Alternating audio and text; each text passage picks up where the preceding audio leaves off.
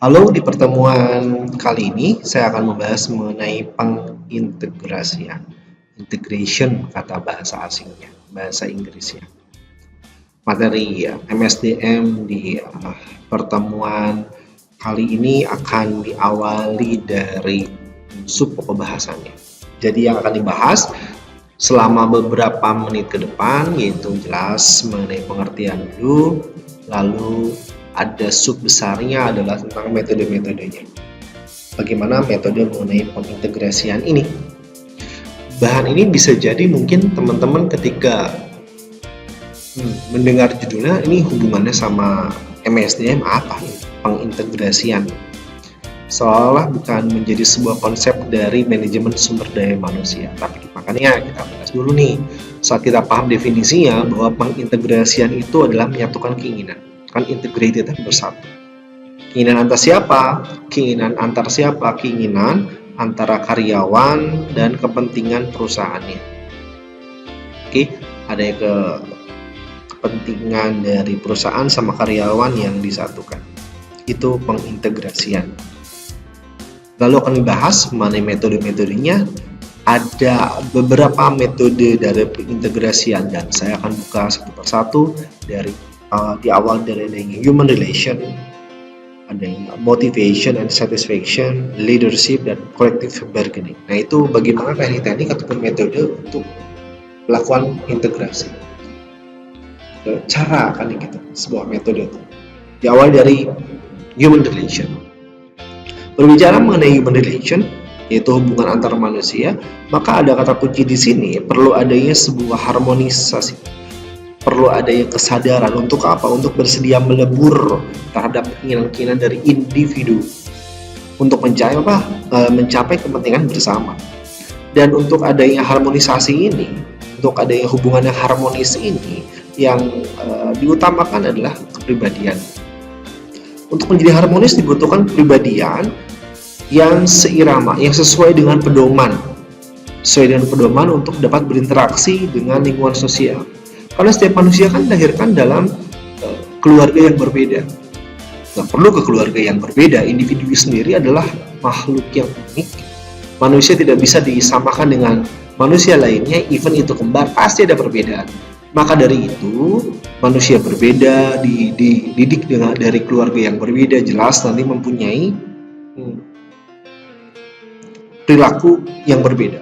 Dan ini butuh diselaraskan, makanya butuh pedoman kepribadian. Pedoman kepribadiannya seperti apa di sini? Di sini untuk menjadi pengendali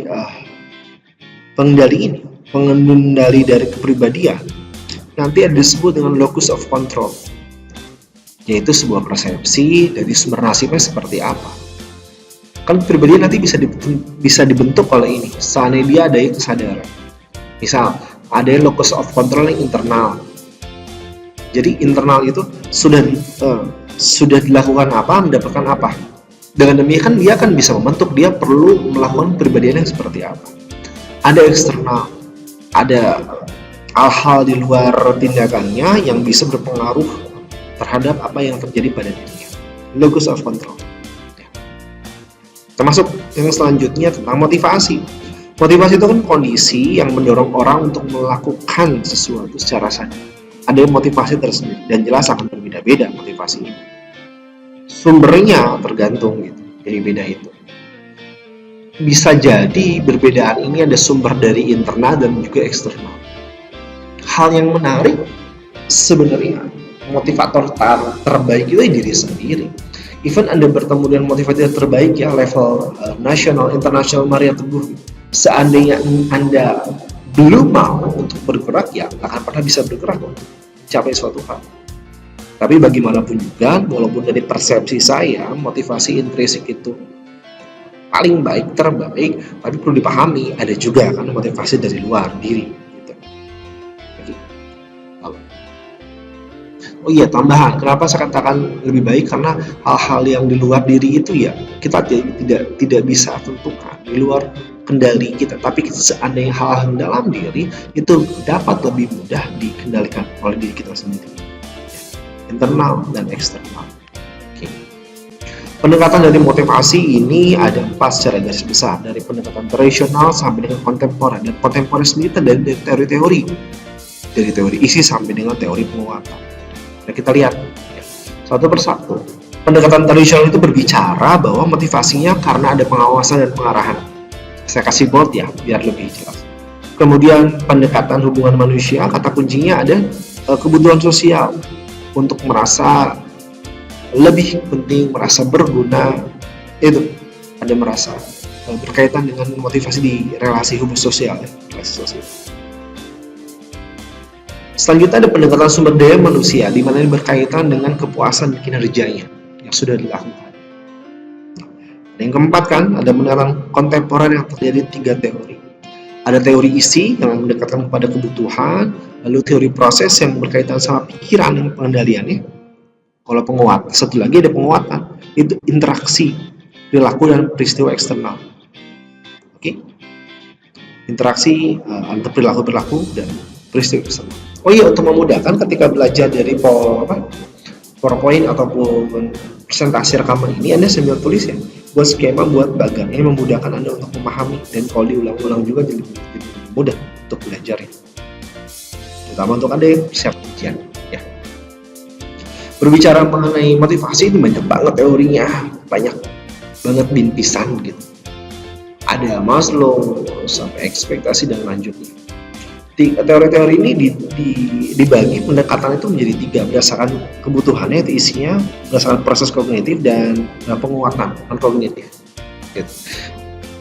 Proses kognitif ini ya pengendalian oleh pikiran, keyakinan, dan penilaian, sedangkan penguatan ini perulangan, kan interaksi perilaku dan peristiwa eksternal tanpa mempertimbangkan. Oke, kita coba lihat ya satu persatu. Teori Maslow dibaca dari bawah. Jadi manusia itu membutuhkan pertama psychological needs dulu untuk fisiknya, kemudian kebutuhan akan safety and security needs, untuk naik lagi social needs, esteem, satu, dan self actualization. Ini bentuk piramid yang maknanya adalah dalam hal ini di Maslow yang paling awal perlu dipenuhi dulu. Lalu saya berbicara tentang perwujudan diri, aktualisasi diri, seandainya kebutuhan fisiknya aja masih susah, tak makannya, minumnya, gimana keseharian. Ada langkah-langkahnya. Kemudian ada teori motivasi dari Alderfer, yang diawal dari bawah kan, segitiga lagi. Pertama dari eksistensi dulu, dari kehadiran dulu, dimaknai dulu. Jadi kalau kita melihat nih, ada persamaannya. Kalau Maslow ada lebih detailnya beberapa. Kalau yang motivasi ERG ini ada 3 garis besar ya: eksistensi, kebutuhan berelasi dengan pihak lain, dan pertumbuhan. Selaras ya. Paling ujungnya juga tentang aktualisasi diri kan, yang paling bawah ada tentang eksistensi, psikologis, needs gitu ya, fisik dulu. Oke. Keselamatan, rasa memiliki, mulai naik kan di sini. Ada rasa memiliki, nanti ada harga diri, ada kebutuhan sama orang lain yang meningkat. Poinnya adalah peningkatan. Kita lihat teori yang selanjutnya, teori motivasi 2 faktor dari Herzberg di sini. Oke. Ini dibaca jadi seandainya ada seandainya sudah ada demotivasi, penurunan motivasi, ada ketidakpuasan, oke, kita naik. Oke. Kita naik ke mulai ada kepuasan atau mengarah untuk bisa mencapai kepuasan yang positif dan motivasi yang positif. Itu poinnya kan, motivasi. Jadi poin utamanya ada hygienic factor dan motivational factor. Nanti ada lagi turunannya di motivational factor gitu, bagaimana tentang pertumbuhan dari orang, bagaimana tentang tanggung jawabnya dan lain. Sedangkan hygienic factor ya mulai lingkungan kerja, keamanan kerja.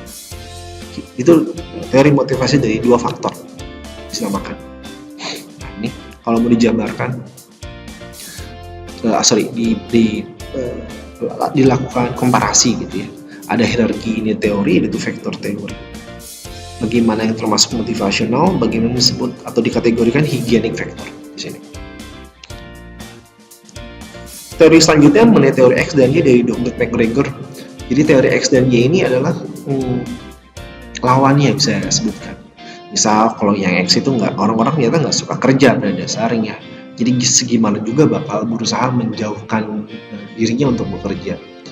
Dengan Y, kalau orang-orang yang mengambil prinsip Y menganggap bahwa kerja itu ya alamiah saja. Ini akan berakibat ke bawahnya. Misal kita lihat yang Y ya, sudut pandangnya. Orang kerja besar kegiatan alamiah sama aja kayak bermain, istirahat, itu kegiatan alamiah keseharian. Karena dianggap sebagai kegiatan alamiah, adanya kebutuhan, kemanfaatan, bahkan nggak perlu diawasin, mereka mengawasi diri sendiri. Mereka bisa belajar menerima, bertanggung jawab, karena kan sudah kebutuhan dasar dan kegiatan yang rutin seharian. Dan dengan demikian, adanya bisa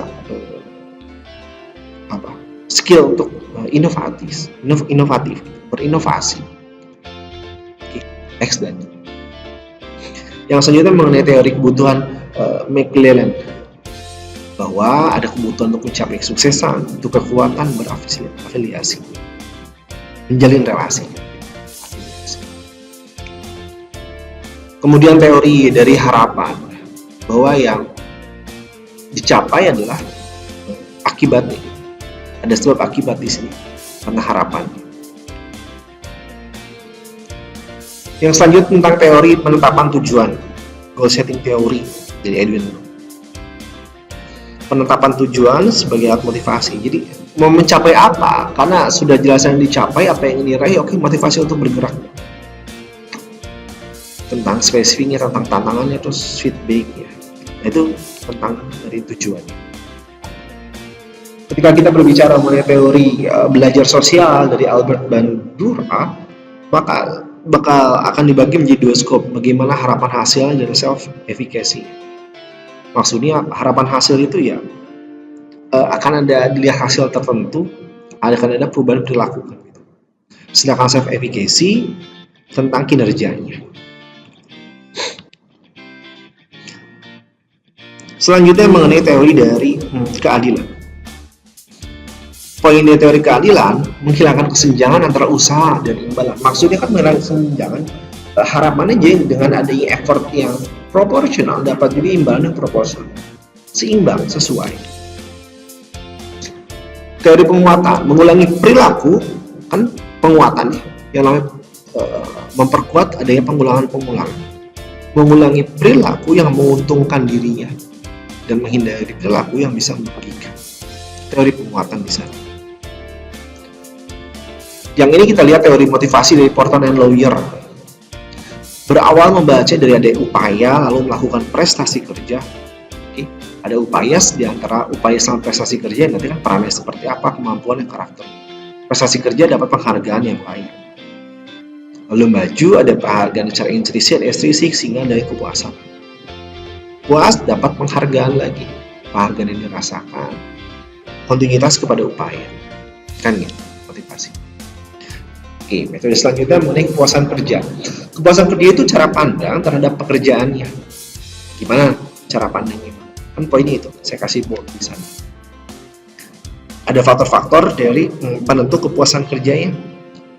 Mulai dari mulai dari pekerjaan itu sendiri sampai nanti ke bagaimana lingkungan kerjanya.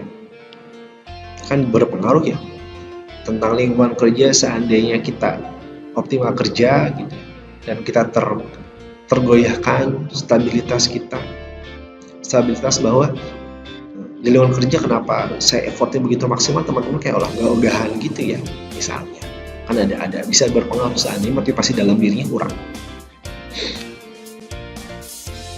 Kemudian berkaitan tentang reaksi pegawai terhadap ketidakpuasan kerja. Ini ada bagan, ini ada skemanya. Aktif, pasif, destruktif, dan konstruktif. Ya. Jadi gini cara bacanya. Kalau tidak puas, seandainya ada orang yang pasif dan melakukan hal-hal yang destruktif, bisa jadi rusak, dia akan mengabaikan, neglect. Ada instruksi diabain dan lakuin. Dia diam, nggak ngapa-ngapain, destruktif. Kemudian kita misalnya maju, oke, gitu ya.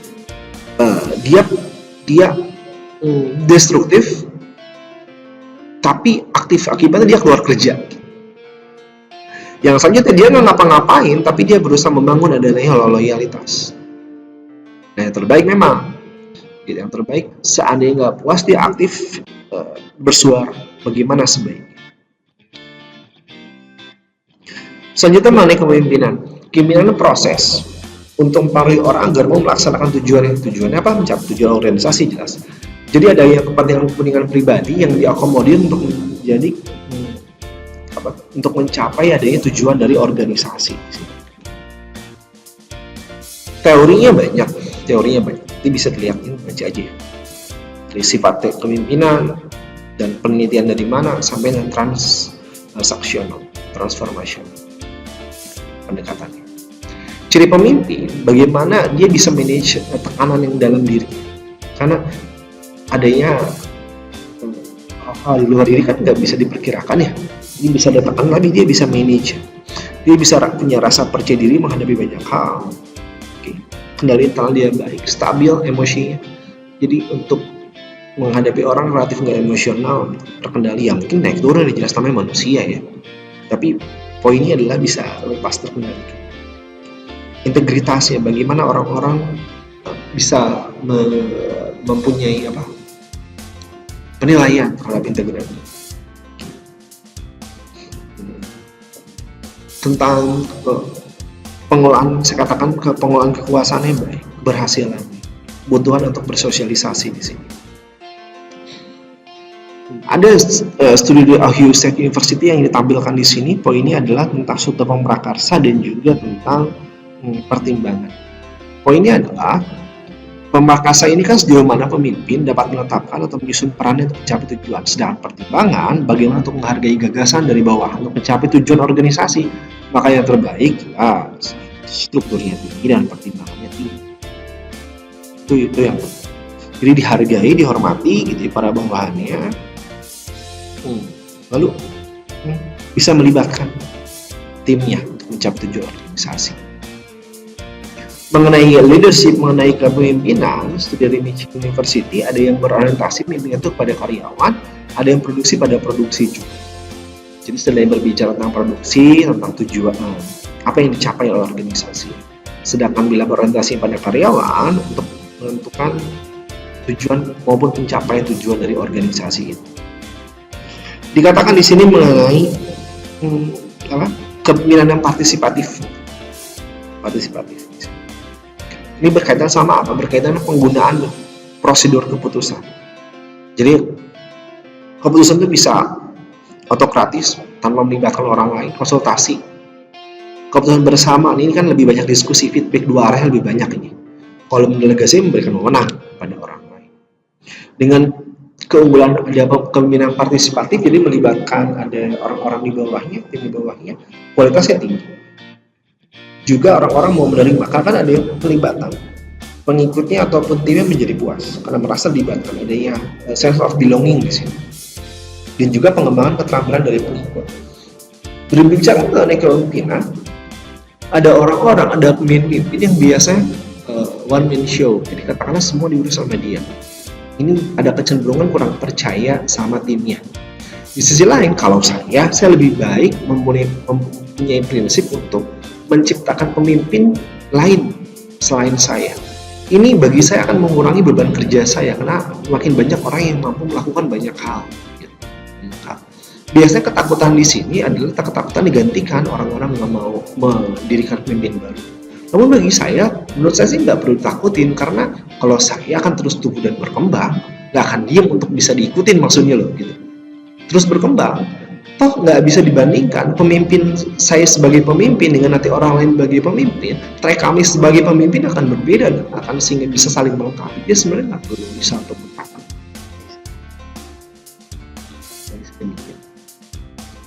Mengenai kepemimpinan makanya menjadi penting untuk delegasi. Jadi orang lain mampu untuk tanggung jawab, untuk mampu delegasi kan dia harus punya kapasitas, punya kemampuan. Ini bagi saya penting untuk menemukan pemimpin lain selain saya. Nah ini keunggulan potensial dari pendelegasian. Oke, yang tadi kurang lebih intinya saya sebutkan. Nanti dibaca detailnya ya. Selanjutnya di sini adalah ada dari model kontingensi di sini. Berbicara mengenai efektivitas pemimpin dipengaruhi oleh apa? Pengaruhi dari hubungan sama orang lainnya, bagaimana penyelesaian tugasnya, Lalu bagaimana dimensi gaya pemimpin yang efektif? Bagaimana hubungan pemimpin sama bawahannya? Berkaitan dengan dukungan dan kesetiaan. Bagaimana pemimpin bisa mengevaluasi kinerja bawahan? Bagaimana penjalanan sesuai dengan standar operasinya, prosedur. Ada fungsi utama pemimpin yang dikembangkan di path goal theory, teori jalur tujuan biasa kalau diterjemahkan. Tapi kalau secara arti kata ya path goal theory lebih nyaman untuk dibacakan ya. Teori dasarnya pada apa? Pada motivasi. Fungsi utama pemimpin bantu bawahan untuk mencapai tujuan. Sehingga nanti ada 4 kelompok perilaku pemimpin: direktif, suportif, partisipatif, dan orientasi untuk prestasi. Dari katanya mungkin paham ya, direktif itu mengarahkan, suportif mensupport, melakukan kepedulian. Ada partisipatif, jadi bawahannya ngasih partisipasi, konsul pemimpinan. Dan prestasi, orientasinya pada prestasi, mendorong bawahan untuk berprestasi, jelas di sini. Hensley dan Blackard berbicara mengenai teori kepemimpinan situasional, telling, selling, participation, sama delegating. Telling kata kunci yang menetapkan peran, selling menginstruksikan, typo lagi ya, instruksi dan ngasih dukungan, partisipasi membuat keputusan bersama, dan delegasi ya, delegasi. Model kepemimpinan dari Fromm jago. Ada 5 gaya kepemimpinan di sini dari yang A1 sampai dengan G2, sehingga lebih ke bawah ini makin hebat bagi saya. Karena kenapa? Yang paling mulia, pemimpin berbagi masalah dengan bawahan untuk berusaha mencapai persetujuan penyelesaian. Ketika pemimpin berhasil melibatkan bawahan dan bawahannya menjadi aktif, sekali lagi ini sense of belonging-nya menjadi tinggi. Orang timnya menjadi merasa bagian dari perusahaan yang dilibatkan. Dengan catatan yang ngasih masukan ini memiliki kapasitas gitu. Perilaku pemimpin kontinum dari Tenet Bound Schmidt. Pemimpinan bisa terpusat bawah, terpusat pada atasan.